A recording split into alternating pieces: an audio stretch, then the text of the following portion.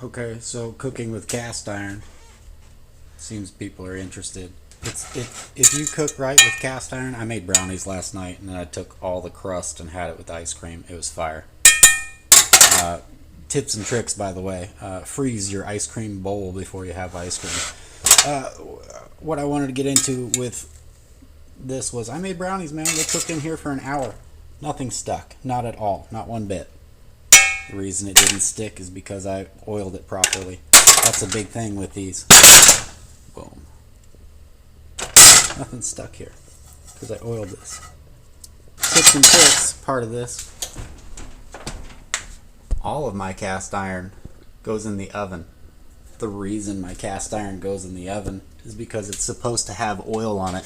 But if you have dust in your house getting on the oil, it becomes like this weird haze, and people kind of get grossed out by that. I do too. Then I have to go wash them. So what I do is I keep oil on them after I've used them. I just made this last night. I empty them out. I go put them under warm water, and then I rinse them with my hands. And then I take them right back over to the oven, and I set them down. Maybe a paper towel to air dry or to help some of the droplets off of there. And then I take them